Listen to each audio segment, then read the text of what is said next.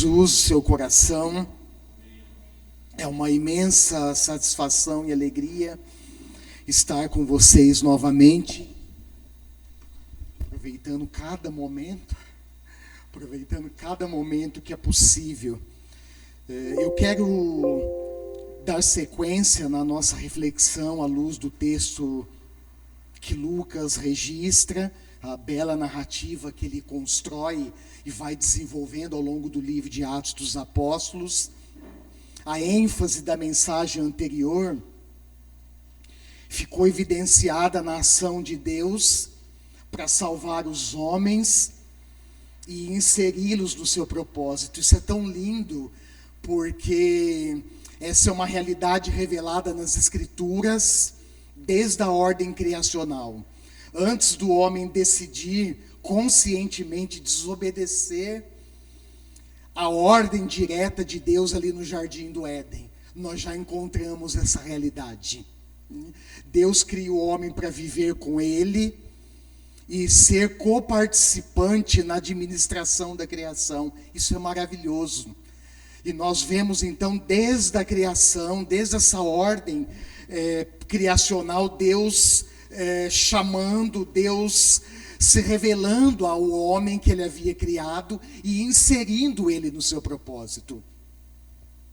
E essa ação salvífica recebe então, esse é o destaque maior que eu quero deixar nessa mensagem, que essa ação salvadora, ela recebe o seu destaque maior e mais sublime em Jesus Cristo, o Verbo encarnado que viveu entre nós, cheio de graça e de verdade, e que manifestou o caráter de Deus entre e em favor dos homens. O apóstolo João, lá no seu evangelho, no capítulo 1, verso 14, ele reforça, ele deixa claro essa realidade para nós. Depois você pode anotar e ler esse texto. Mas hoje eu quero, dando sequência aqui, eu quero ler esse texto de Atos, no capítulo 9, versos 19 em diante, a sequência da narrativa que Lucas faz no início do capítulo, sobre a conversão de Saulo. E agora é interessante porque ele vai começar a descrever, a partir do capítulo, do verso 19 em diante, verso 20 em diante, ele vai começar então a registrar as primeiras viagens de Saulo. Agora, não mais como perseguidor da igreja, mas como integrante do grupo de discípulos de Jesus, que saem pelo mundo anunciando o evangelho. Isso é uma coisa maravilhosa, uma coisa linda. Nós destacamos semana passada como Lucas ele dá ênfase nessa vida passada de Paulo, nessa vida marcada pela perseguição contra a igreja, contra os seguidores do caminho. É assim que os discípulos eram conhecidos. E agora Lucas começa a registrar as primeiras viagens de Paulo. E é muito interessante lembrar disso, porque Lucas descreve, se nós queremos conhecer a trajetória missionária de Saulo, nós precisamos estudar com atenção todo o livro de Atos dos Apóstolos, porque é aqui nessas narrativas, do capítulo 9 em diante, que Lucas vai narrar toda a trajetória missionária de Paulo, que durou provavelmente 30 anos. E isso é maravilhoso, irmãos, porque ao longo de 30 anos, a partir do momento que Saulo tem um encontro com Cristo, a sua vida é marcada para sempre. E a partir disso, então, Saulo, ele sai em viagens missionárias pelo mundo, anunciando aquele Jesus que ele estava perseguindo. Agora ele está anunciando Jesus. E é interessante porque o chamado de Paulo foi primeiramente aos gentios, anunciar Cristo aos gentios, ou seja, aqueles que não eram judeus. Mas quando nós olhamos para as narrativas, especialmente de Atos dos Apóstolos, nós vemos Paulo anunciando Cristo para os judeus.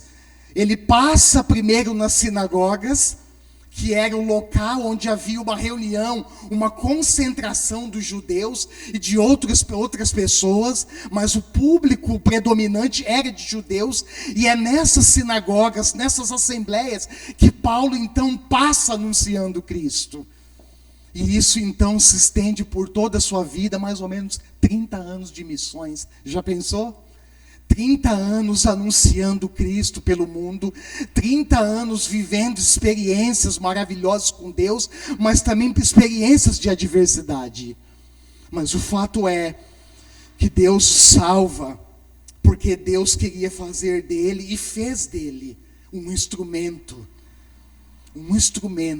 nas suas mãos para anunciar o Evangelho. E se você quer uma boa notícia essa noite, eu vou dar ela para você. Deus te chamou, Deus te escolheu para ser um instrumento nas mãos dele para anunciar o Evangelho. Amém? Atos 9, a partir do verso 19, parte B do verso 19. Saulo passou vários dias com os discípulos, primeiro em Damasco. Logo começou a pregar nas sinagogas que Jesus é o Filho de Deus. Todos os que ouviam ficavam perplexos e perguntavam: não é ele o homem que procurava destruir em Jerusalém aqueles que invocavam esse nome? Olha só. E não veio para cá justamente para levá-los presos aos chefes dos sacerdotes? Todavia, Saulo se fortalecia cada vez mais e confundia os judeus que viviam em Damasco, demonstrando que Jesus é o Cristo. Decorridos muitos dias, os judeus decidiram de comum acordo matá-lo, mas Saulo ficou sabendo do plano deles. Dia e noite, eles vigiavam as portas da cidade, a fim de matá-lo. Mas os seus discípulos o levaram de noite e o fizeram descer num cesto, através de uma abertura na muralha.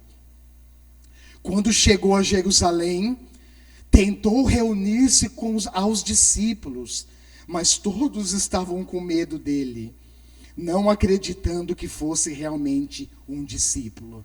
Então, Barnabé o levou aos apóstolos e lhe contou como no caminho Saulo vira o Senhor, que lhe falara, e como em Damasco ele havia pregado corajosamente em nome de Jesus. Assim, Saulo ficou com eles e andava com liberdade em Jerusalém, pregando corajosamente em nome do Senhor. Falava e discutia com os judeus de fala grega, mas eles tentavam matá-lo. Sabendo disso, os irmãos o levaram para Cesareia e o enviaram para Tarso. A igreja passava por um período de paz em toda a Judéia, Galiléia e Samaria, e ela se edificava, e encorajada pelo Espírito Santo, crescia em número, vivendo no temor do Senhor. Amém. Então aqui Lucas começa, como eu disse, a narrar as primeiras movimentos, os primeiros passos de Saulo, agora como um missionário de Deus, um missionário de Jesus Cristo. E ele então sai de Damasco, vai para Jerusalém, e não é de se esperar a reação dos irmãos de Jerusalém, porque eles sabiam, vou falar um pouco disso mais, eles sabiam, eles tinham ouvido a fama desse tal de Saulo, que devastava a igreja, que perseguia os discípulos do Senhor Jesus. Então, quando ele sai de Damasco e chega em Jerusalém, a fama dele ali já estava conhecida. E então, os irmãos têm medo, não acreditam. É aquilo, né? Será mesmo? Será que esse tal de Saulo se converteu verdadeiramente? Ou será que ele está procurando um pretexto, está procurando uma oportunidade para se infiltrar entre nós, para nos arrastar para as prisões?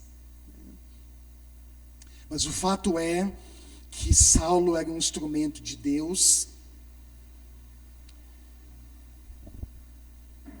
e foi muito usado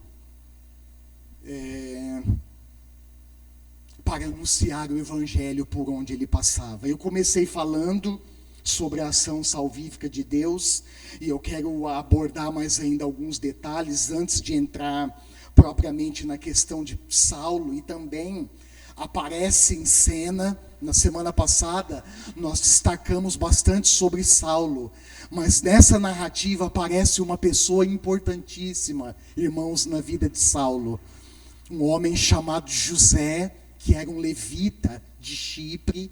Chipre, se você olhar no mapa antigo, você vai ver que era uma ilha que foi colonizada, que foi povoada pelos romanos, foi controlada pelos romanos, e esse José foi apelidado de Barnabé. Esse nome Barnabé, se você quiser anotar e depois fazer uma pesquisa, você vai descobrir que a etimologia do nome Barnabé, em aramaico, ela não tem um significado muito claro. Mas o fato é que os irmãos, eu acho isso interessante, os irmãos ali apelidam ele de esse José de Barnabé, e um dos significados que aparece aqui em Atos é filho da consolação, ou encorajador. E Barnabé, então, eu quero fazer alguns destaques sobre a vida dele, a importância que ele teve no início, nos primeiros anos da conversão de Saulo. Mas antes disso, eu ainda quero abordar essa questão da ação salvadora de Deus, que nos chama e nos inclui o seu propósito. E quando eu mencionei isso agora há pouco, eu disse que essa ação salvífica, ela recebe seu maior destaque na pessoa de Jesus Cristo, o Verbo encarnado que viveu entre nós. E Jesus, irmãos, quando ele veio entre nós como Verbo encarnado, ele tornou o Pai conhecido por meio do seu ensino e das suas obras, conforme nós vamos encontrar vários registros no Evangelho. Quando eu estava pensando nisso, eu me lembrei que o problema da invisibilidade, essa palavra é difícil, o problema da invisibilidade de Deus, repete aí para a pessoa que está ao seu lado, invisibilidade, isso. Jesus resolve essa questão, porque quando ele encarna, ele vem entre nós, em carne e osso, ele manifesta o caráter de Deus entre os homens e em favor dos homens, através do seu ensino e através das suas obras. E quando eu estava pensando nisso, eu também me lembrei que os seus ensinos eram acompanhados por suas obras. E isso deixava as multidões maravilhadas. Um dos textos que eu abordei aqui, que eu anotei, eu não vou ler, mas você pode anotar e ler durante a semana. Está lá no finalzinho do Sermão do Monte, Mateus capítulo 7, versos 28 ao 29. No finalzinho, o texto diz que as multidões estavam maravilhadas com o ensino de Jesus, porque ele ensinava com autoridade, não como os mestres da lei. E quando eu li esse texto, irmãos, preparando esse sermão, uma coisa o Espírito Santo ministrou forte no meu coração. E a pergunta que surgiu foi, essa pergunta importante para nós, precisa reverberar entre nós aqui: como os mestres da lei ensinavam? E aí nós vamos ver que o ensino desses homens era desacompanhado das suas obras. Mas os ensinos de Jesus eram acompanhados por suas obras. Jesus define então a conduta desses mestres da lei, desses religiosos, como sendo hipocrisia. E quando nós olhamos, por exemplo, no Evangelho de Mateus capítulo 23, o que nós vamos identificar ali é que definirmos hipocrisia à luz da Bíblia não significa, irmãos, propriamente um falseamento de ensino, mas um falseamento de atitude. E quando nós olhamos para esse texto, nós vemos Jesus definindo então a conduta desses homens como sendo hipocrisia. E falando de uma maneira bem simples e bem básica, hipocrisia é quando nós não vivemos aquilo que nós ensinamos. É por isso que Jesus diz para eles, bate firme na postura desses religiosos e diz: olha, façam o que eles falam, façam o que eles ensinam, mas não façam o que eles fazem. Eles atam fardos pesados nas costas dos homens, mas eles mesmos não são capazes de levantar uma palha do chão. E quando eu estava pensando nisso, irmãos, eu lembrei que essa realidade apontada por Jesus é um grande alerta para nós. É um grande alerta para a sua igreja, em todos os tempos. E o alerta que fica para nós é que se nós não vivemos aquilo que nós pregamos, nós vamos simplesmente nos encaixar nessa definição de Cristo. Na definição de que nós somos hipócritas.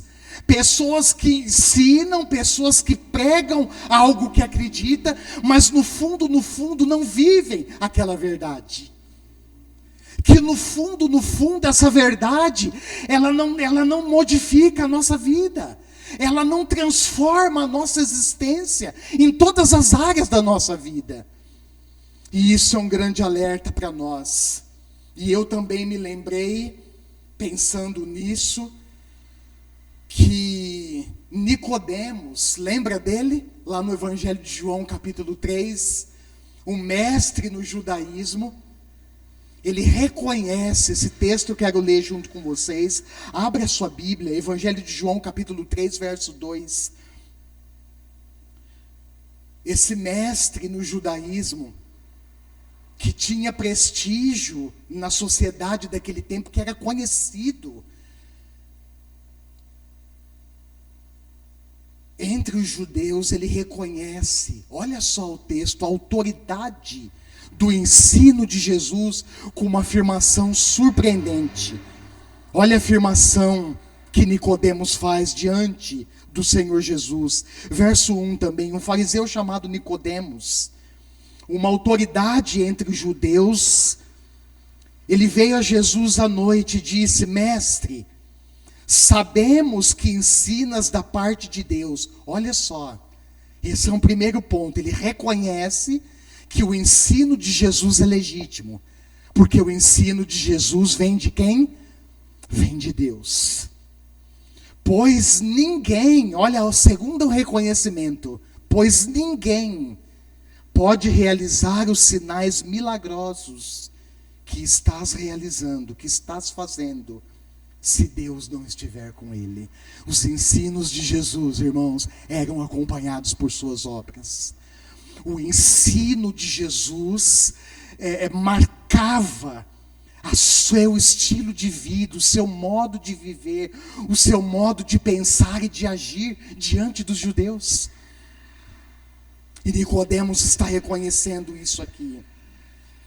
E como eu apontei na mensagem anterior, essa ação salvífica, ela também recebe um destaque na conversão de Saulo, que vivenciou uma mudança radical a partir do seu encontro com Jesus.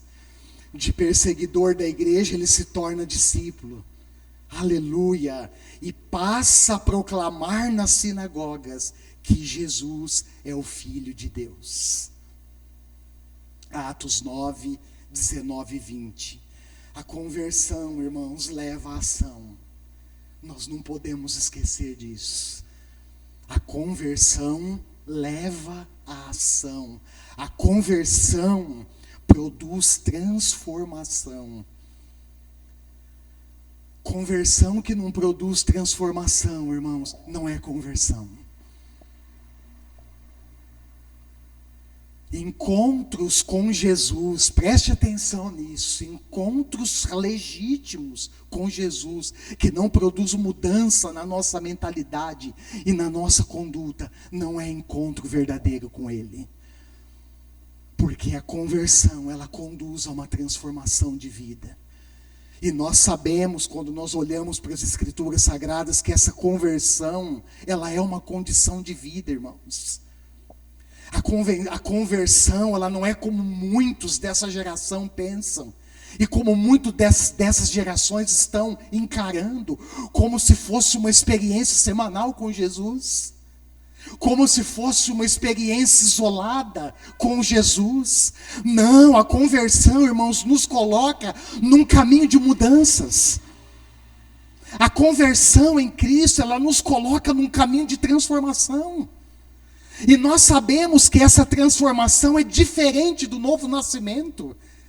Às vezes há algumas dúvidas que surgem, e às vezes as pessoas misturam ou confundem alguns princípios da palavra de Deus. E um deles é esses dois, novo nascimento e conversão. E o novo nascimento, irmãos, é uma obra instantânea do Espírito Santo em nós. Quando nós reconhecemos o senhorio de Cristo, quando nós reconhecemos os nossos pecados, a nossa insuficiência de nos salvar por nós mesmos, e nós nos rendemos diante da mensagem de Deus, é nesse momento, por meio de uma confissão sincera, que Deus passa a habitar em nós na pessoa divina do Espírito Santo. É nesse momento que se configura na minha, na sua e na nossa vida o que nós chamamos biblicamente de novo nascimento. Agora, a conversão, ela é uma condição de vida. E ela não é instantânea, irmãos. Está aí uma das grandes diferenças entre novo nascimento e conversão. Tem outras que eu poderia mencionar aqui, mas essa é o que chama a nossa atenção. Porque a conversão, ela é um processo do trabalhar, do agir do Espírito Santo em nós, por meio da sua palavra, e Deus vai nos moldando, e Deus vai nos moldando à luz da sua palavra, e Deus vai nos santificando, e Deus vai nos transformando, até nós chegarmos, como Paulo escreve no Novo Testamento, na carta aos Efésios, a sermos semelhantes ao nosso Senhor e Salvador Jesus Cristo. E essa semelhança, irmãos, grave isso, ela vai sendo configurada em nós, dia após dia, dia após dia, até o dia da nossa redenção final. Amém? Então não se esqueça disso, a conversão leva a ação, a conversão produz transformação, irmão. Nós não podemos nos esquecer disso. Na sequência da narrativa, agora volta por gentileza lá no livro de Atos.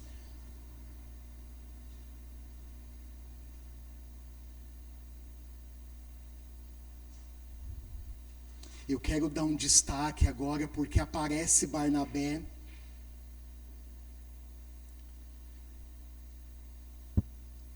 E o que tem de interessante e importante na figura desse homem, irmãos, desse Barnabé, é que ele assume, a partir disso que eu quero desenvolver um pouco da mensagem.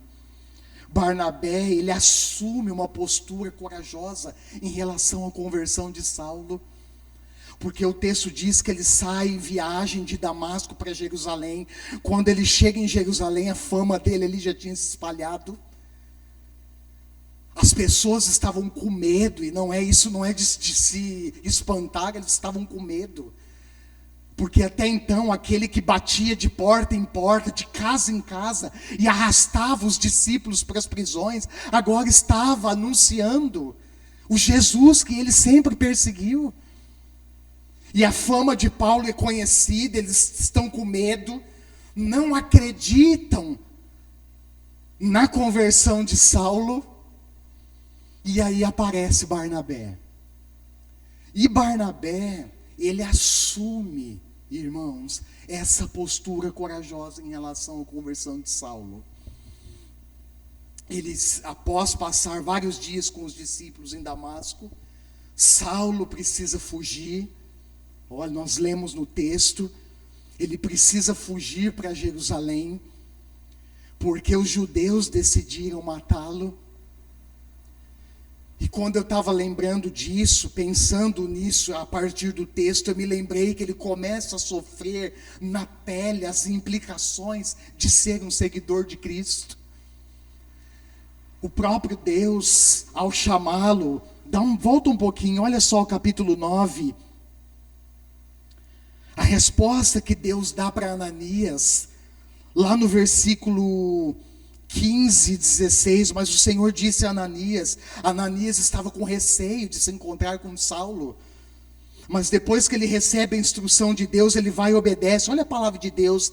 Mas o Senhor disse a Ananias: vá, esse homem é meu instrumento escolhido, para levar o meu nome perante os gentios e seus reis, e perante o povo de Israel. Mostrarei a ele o quanto deve sofrer pelo meu nome. E aqui, na sequência da narrativa de Damasco, Paulo vai para Jerusalém, e ele começa então, nesses primeiros deslocamentos missionários, ele começa a experimentar na pele, irmãos, ele começa a experimentar, ele começa a vivenciar na prática essa perseguição. De perseguidor, agora ele passa a ser perseguido. E ele passa vários dias com os discípulos em Damasco, precisa fugir para Jerusalém, porque os judeus decidem matá-lo. A sua presença em Jerusalém e a tentativa de se reunir com os discípulos ali foi marcada por um sentimento de medo, porque os irmãos ali não estavam acreditando que Saulo realmente fosse agora um discípulo de Jesus. E o seu histórico negativo, lá no verso 26, isso fica claro, do capítulo 9. O seu histórico negativo ainda causava tensão entre os discípulos de Jesus.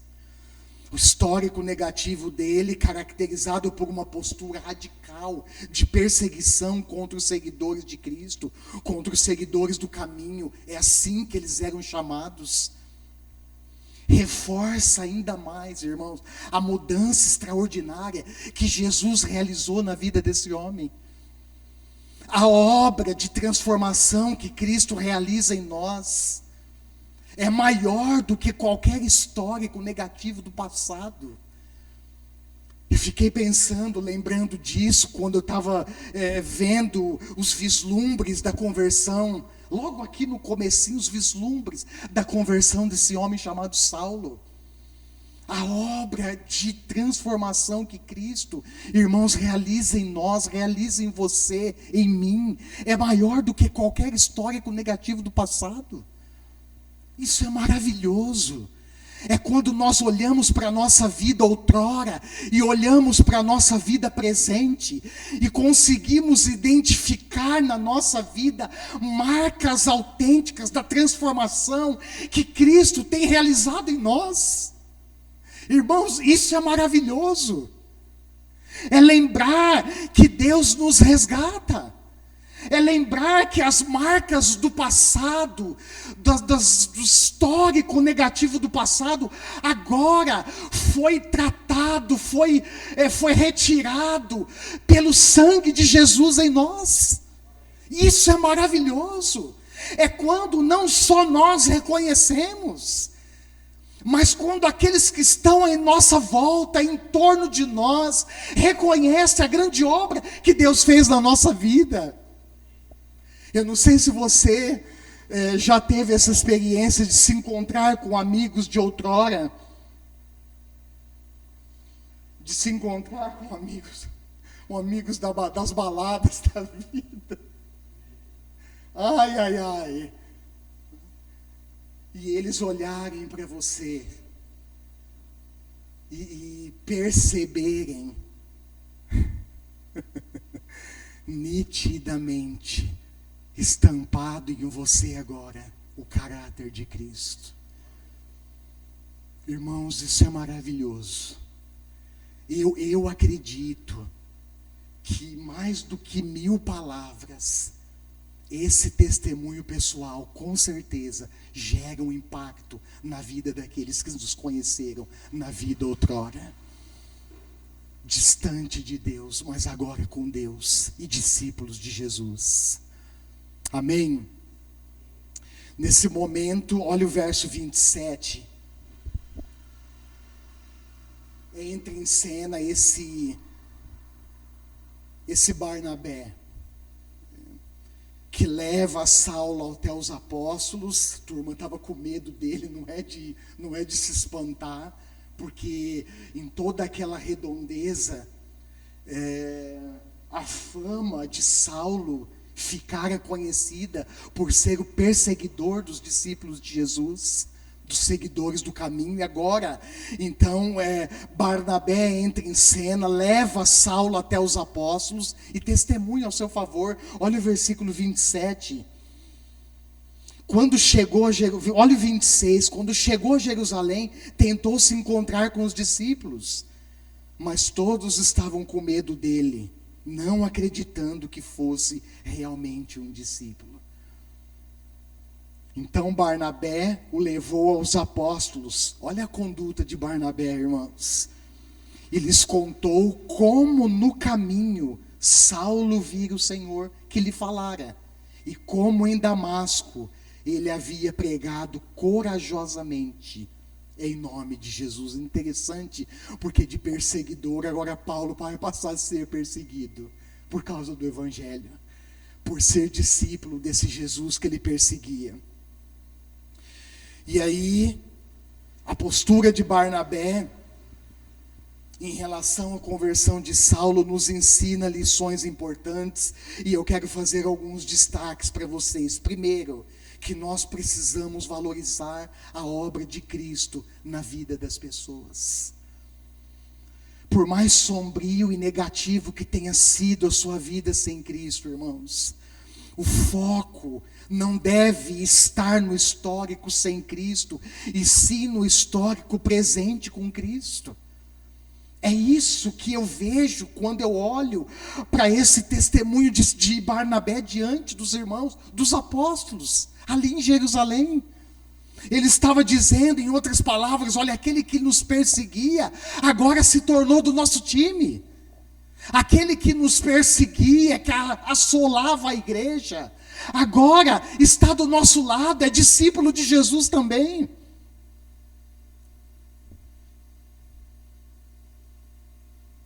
Afinal, todos aqueles que se encontram com Cristo trazem um histórico negativo do passado. Quem é aqui entre nós que quando veio para Cristo não carregava o histórico negativo do passado? É ou não é? E às vezes, em alguns casos, o testemunho é tão radical que as pessoas, ao descobrirem que nós nos convertemos a Cristo, que somos discípulos de Jesus, elas levam um choque. Mas não era esse fulano de tal? Era esse. Agora ele teve encontro com Cristo e é uma nova pessoa. Saulo era um perseguidor radical da igreja. Os discípulos em Jerusalém sabiam disso. É aquela história, né? A fama negativa de Saulo percorreu a região. E por isso, irmãos, o texto diz que eles estavam com medo. Mas o seu encontro com Jesus no caminho de Damasco e sua mudança de comportamento foi a base do testemunho de Barnabé para os apóstolos. Olha só o verso 20. Logo, ele começou a pregar nas sinagogas que Jesus é o Filho de Deus. Aleluia, aleluia. E quando eu estava pensando nisso, irmãos, eu me lembrei que no processo de conversão, nós precisamos de pessoas que confirmem nosso testemunho. E essa confirmação se dá a partir do que elas ouvem, mas não só do que elas ouvem, a partir das mudanças concretas que as pessoas começam a observar na nossa vida. Barnabé, ele assume a responsabilidade por Saulo, E então Saulo é aceito por eles, o verso 27 e 28 narra isso, e ele passa a ter liberdade, a andar com liberdade em Jerusalém.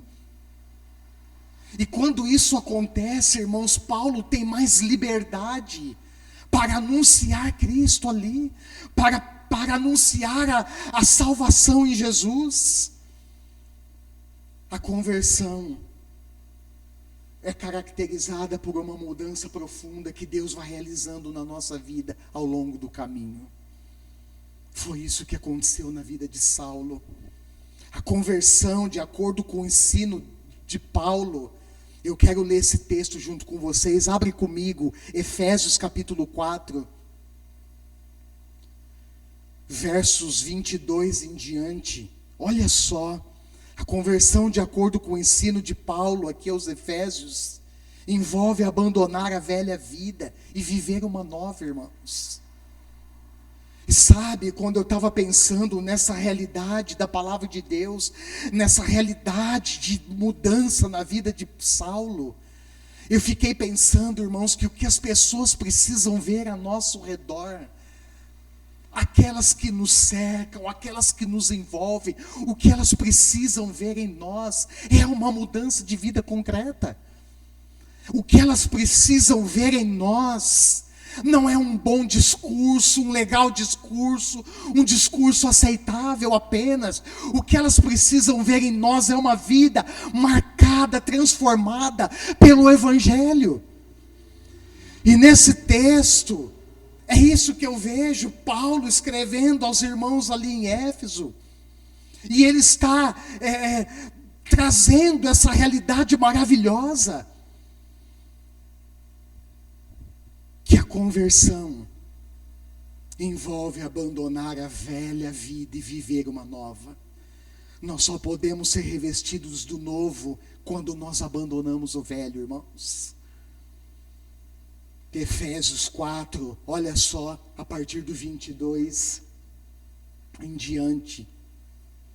Quanto à antiga maneira de viver, vocês foram ensinados a despir-se, olha só, do velho homem, ou seja, da velha vida dos não regenerados, que se corrompe por desejos enganosos, a serem renovados no modo de pensar. Olha onde a conversão deve atingir a nossa vida. Começa aqui, irmãos, uma mudança de mente. Lá na carta aos Romanos, no capítulo 12, esse mesmo Paulo vai enfatizar essa realidade, quando ele escreve, irmãos, olha, transformai-vos pela renovação da vossa mente, para que então vocês sejam capazes de experimentar e comprovar a boa, perfeita e agradável vontade de Deus. A conversão, irmãos, ela não se resume em conversas fiadas. A conversão, ela atinge o âmago do nosso ser. A conversão verdadeira, ela começa a mudar a nossa mentalidade e nos colocar no caminho de Deus, nos colocar no caminho de uma nova vida. E é isso que Paulo está escrevendo aqui aos irmãos. Olha só, a partir do verso 22, eu estava lendo: quanto à antiga maneira de viver, vocês foram ensinados a despir-se do velho homem, que se corrompe pelos desejos enganosos, a serem renovados no modo de pensar, e a revestir-se do novo homem, criado para ser semelhante a Deus, em justiça e santidade, provenientes da verdade. E a partir do 25, então, ele começa a trazer uma abordagem mais específica dessa mudança, que começa aqui na nossa mente. Olha o verso 25, portanto, cada um de vocês deve abandonar o quê?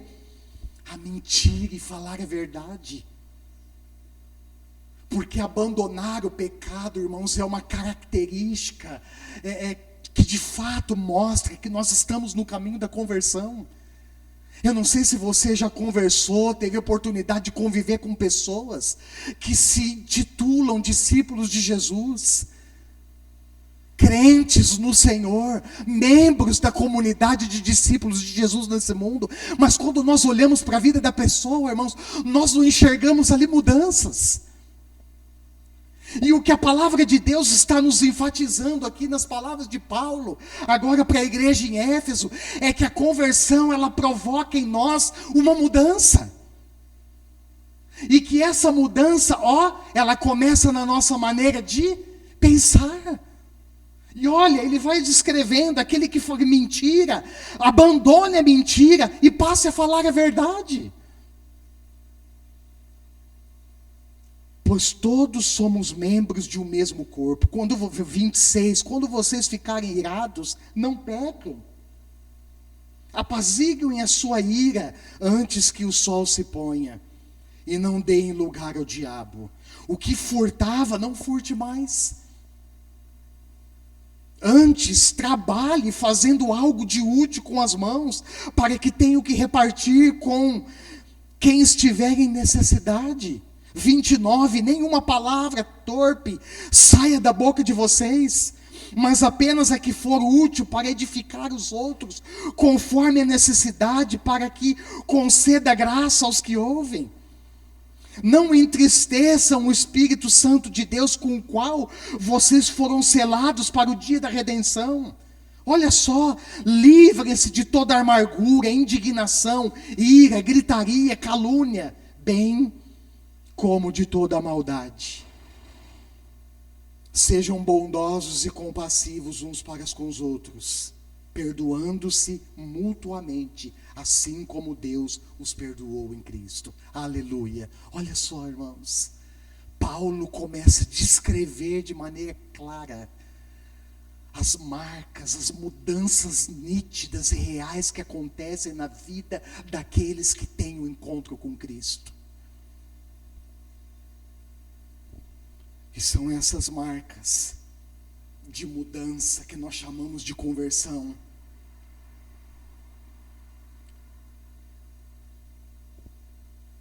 Que precisam ser encontradas em nós, irmãos. As pessoas que nos conhecem, as pessoas que convivem conosco no dia a dia, elas precisam, irmãos, enxergar em nós as marcas de um caráter transformado pela palavra de Deus. E você quer testemunho mais poderoso do que esse? A conversão, de acordo com o ensino de Paulo, aqui envolve abandonar a velha vida e viver uma nova. Isso é conversão, irmãos. Aqui está claro uma definição bíblica de conversão. Se alguém um dia perguntar para você, define biblicamente conversão. Conversão é a transformação de vida. Conversão significa abandonar uma velha vida e viver uma nova. A conversão envolve abandonar os padrões do mundo para viver os padrões de Deus. Isso é conversão, irmãos. Só que nós não podemos esquecer que na Bíblia, essa conversão, ela é um processo que vai acontecendo na nossa vida dia a dia. A cada momento, a cada encontro com esse Cristo ressurreto, a cada encontro legítimo com a sua palavra, nós vamos sendo transformados. A velha mentalidade, ela vai dando lugar a uma nova. Os velhos padrões arraigados nesse mundo vão dando lugar aos padrões do reino de Deus. É isso, irmãos, e nós vamos percebendo que aquilo que de fato nos apegava, nos aprisionava, agora não nos aprisiona mais.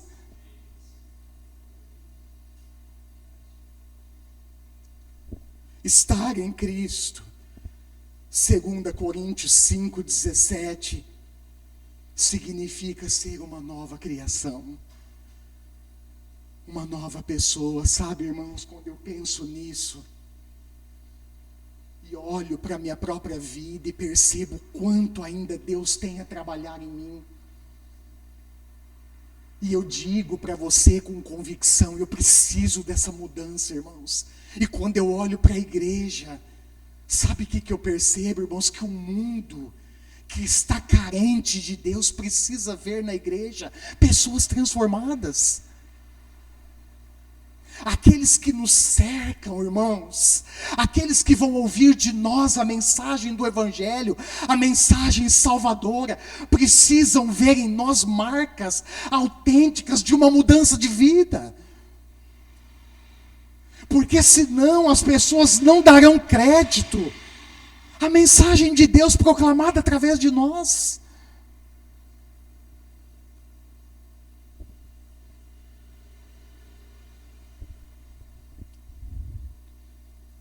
Voltando um pouco o foco aqui para Barnabé em relação a Saulo, eu destaquei que no processo de conversão, irmãos, foi isso que eu vi na vida de Barnabé em relação a Saulo.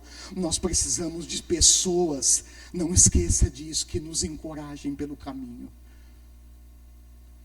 Pessoas que de fato, irmãos, acreditam na grande obra que Deus tem realizado em nós.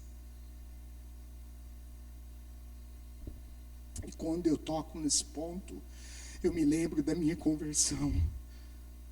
Isso mexe muito comigo, porque eu me lembro que no início da minha conversão, eu ouvi algumas pessoas dizer: será mesmo que isso é verdadeiro? Vamos ver se até onde vai esse processo na vida do Fábio. E eu me lembrei, irmãos, que nesse processo de conversão, nós precisamos de pessoas que nos encorajem pelo caminho. Irmãos, como isso é importante. Pessoas que nos vejam como companheiros e estão dispostas a investir na nossa formação cristã. Pessoas que nos dão oportunidades para amadurecer e nos desenvolvermos. Irmãos, como isso na carreira, na caminhada cristã, como isso é valioso. Como isso é precioso, quando todo mundo não acredita em você, tem alguém que acredita, tem alguém que está vendo as marcas de Jesus na sua vida, as mudanças, as transformações que Deus tem realizado em você, e essa pessoa então te abraça, e caminha com você, e te dá a oportunidade de amadurecer, e de se desenvolver na fé cristã. Isso é uma bênção, irmãos. Barnabé foi essa pessoa na vida de Saulo. Quando todos estavam com medo do histórico negativo de Saulo, Barnabé traz ele para perto e diz: olha, ele teve de fato um encontro com o Senhor no caminho.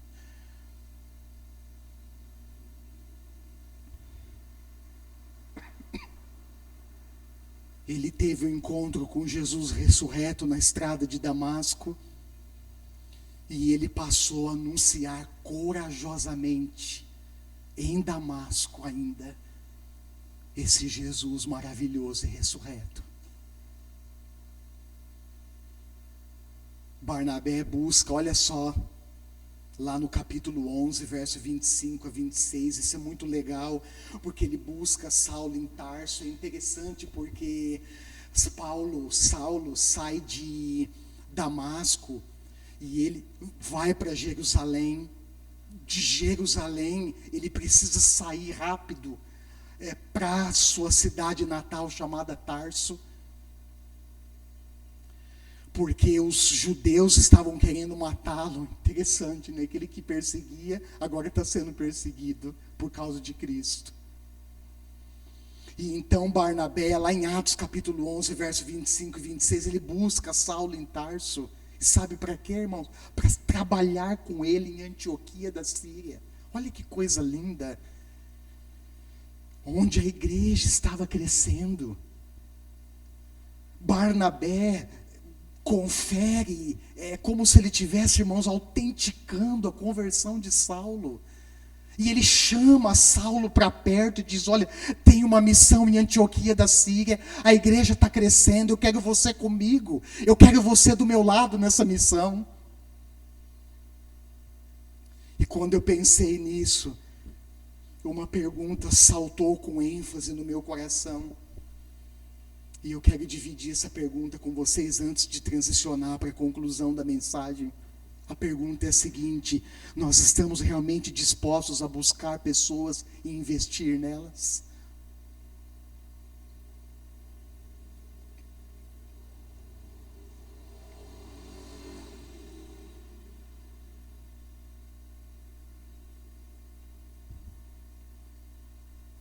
vezes, irmãos, nós olhamos para as pessoas que vêm para Cristo, não esqueça disso. Quem está no mundo, irmãos, perdido, vem para Cristo com marcas do passado. Não tem jeito, o mundo é cruel e ele deixa marcas negativas na nossa vida. Isso aconteceu comigo. E eu me lembro que no início da minha conversão eu me senti envergonhado pelas marcas e machucados que eu vivenciei no passado, numa vida totalmente longe de Cristo. Mas quando eu vim para Cristo, quando eu fui alcançado pelo Senhor, eu tive o privilégio, irmãos, de ter pessoas que acreditaram na minha conversão. Pessoas que acreditaram na obra que Deus estava fazendo em mim e que investiram na minha vida. E eu fico pensando hoje, talvez se não fosse, irmãos, essas pessoas investirem em mim, eu não estaria aqui.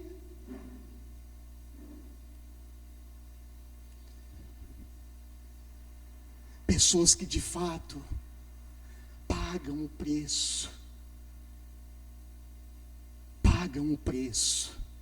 de nos acompanhar ao longo da jornada. O quanto nós estamos dispostos, irmãos. Porque as pessoas chegam para Cristo como eu cheguei, problemática, cheia de feridas e traumas do passado. É assim que as pessoas chegam para Cristo. Não espere, irmãos, as pessoas chegarem para Cristo, chegarem na igreja com um histórico detalhado, perfeito. Um histórico de passividade, de tranquilidade, de uma vida justa, de uma vida correta, de uma vida moralmente correta. Não espere isso. Porque quem está sem Cristo está perdido. E Jesus veio, a palavra é clara nisso. Ele veio para salvar e buscar os perdidos. E o meio, o veículo que Deus usa para alcançar os perdidos, irmãos, é você, sou eu, somos nós, é a sua igreja. É para isso que nós estamos aqui, irmãos. E eu sei, irmãos, eu já ouvi testemunhos difíceis nesse sentido. Eu sei, não é fácil. Mas a obra de Cristo na vida de uma pessoa é muito maior do que qualquer histórico negativo que ela tenha vivenciado no passado.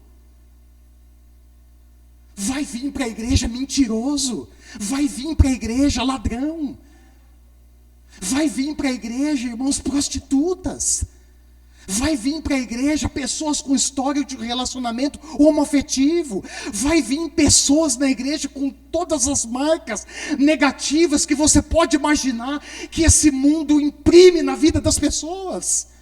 Mas o que nós precisamos lembrar? Jesus veio para esses. Ele afirma isso no Evangelho: eu vim buscar e salvar o que estava perdido. Lembra da sua conversa com Zaqueu? Eu vim para esses. Eu vim buscar o Filho do Homem.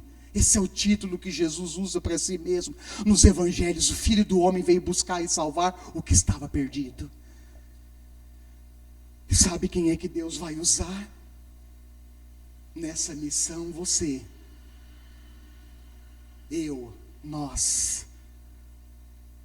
E às vezes, irmãos, nós vamos nos deparar com situações, com circunstâncias extremamente complicadas e delicadas. E aí nós precisamos acreditar que a verdadeira obra de mudança, de conversão, quem opera no coração do homem é o Espírito Santo mediante a sua palavra.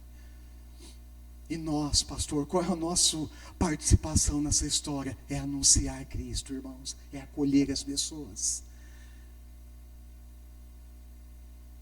Esse é o nosso trabalho. E eu quero concluir apontando uma realidade que eu encontrei na experiência de Saulo e que deve ser encarada por nós como um fator de encorajamento e de fortalecimento. Qual é essa realidade? É que sempre existirão pessoas que duvidarão da nossa conversão. Não sei se isso já aconteceu com você, comigo aconteceu dentro da minha própria família. Pessoas que olhavam e aguardavam com expectativa o dia que eu viesse sucumbir na fé. E eu ouvia dizer assim: espera, é só questão de tempo.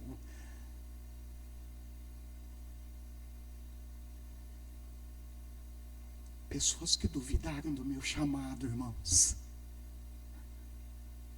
Quando Deus me chamou, eu não tive dúvida. Eu ouvi claramente o chamado dele. E ouvi pessoas do próprio meio cristão, pessoas que caminhavam comigo na fé, duvidarem da obra que Deus estava fazendo na minha vida. Então eu quero apontar isso. Sempre existirão pessoas que podem duvidar da nossa conversão. Mas você sabe, mais do que ninguém, a obra que Deus tem operado na sua vida. Amém? Pessoas, irmãos, que nos criticarão em relação à fé que professamos. Pessoas que se opõem à pregação do Evangelho. Nós sempre encontraremos pessoas assim pelo caminho. Porém, o que realmente importa é que é Cristo e a obra que Ele está realizando em nós. E Ele vai realizar através de nós. Eu creio nisso, irmãos. Os desafios e os opositores que surgiram no caminho de Saulo serviram para ele se fortalecer. Olha só, a oposição, isso é fantástico, serviu na experiência de Paulo para fortalecer ele ainda mais no caminho e na obra que Deus estava fazendo através dele, por meio dele. E eu quero fechar, irmãos, dizendo que a resposta mais adequada e coerente que podemos dar aos questionadores e aos opositores da fé cristã é demonstrada por meio de uma vida transformada e moldada pelo Evangelho. Não são palavras vazias, mas são palavras que comprovam na nossa vida a mudança, a transformação que Deus tem realizado em nós. Amém? A igreja, irmãos, nós não podemos nos intimidar e recuar diante dos desafios e oposições que vão surgindo pelo caminho. Olha, eu vou dizer para vocês, daqui para frente vai aumentar as oposições. Nós temos visto isso no nosso cenário aqui do Brasil, que dirá fora do Brasil. Mas nós não podemos nos intimidar, irmãos, nós não podemos recuar, nós precisamos avançar, anunciando o Evangelho, testificando o poder desse Evangelho com o nosso testemunho de vida. As pessoas precisam olhar para você, para mim e para nós e ver a realidade de Cristo em nós. Elas precisam olhar para nós e ver Cristo, irmãos, na maneira que nós pensamos, olhar para nós e ver Cristo, na maneira que nós conversamos, nos portamos, na maneira que nós vivemos, na maneira como nós tratamos uns aos outros, quer seja os de dentro e os de fora. Nós precisamos, irmãos, corajosamente, por meio de um testemunho de vida legítimo, continuar a missão de Deus nesse mundo. A missão não terminou. E nós precisamos dar sequência. Eu quero fechar com isso. Dar sequência no trabalho corajoso que os nossos irmãos que nos antecederam fizeram. Nós precisamos dar sequência, irmãos. Testemunhar de Jesus nesse mundo, continuar a missão de Deus nesse mundo. A missão continua, ela não pode parar. Amém? E os agentes que Deus escolhe para dar sequência nessa missão somos nós. E olha, irmãos, eu vou dizer uma coisa com muita convicção para vocês, à luz disso que eu acabei de citar. Não importa o tamanho da igreja, se ela é grande, se ela é pequena.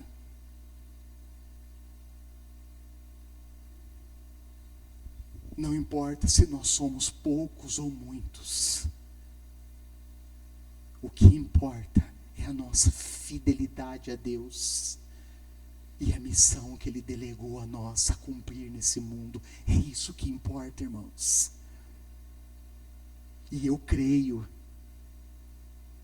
que quando nós, vou ler o último texto, que quando nós cumprimos com fidelidade essa missão, nós vemos os frutos.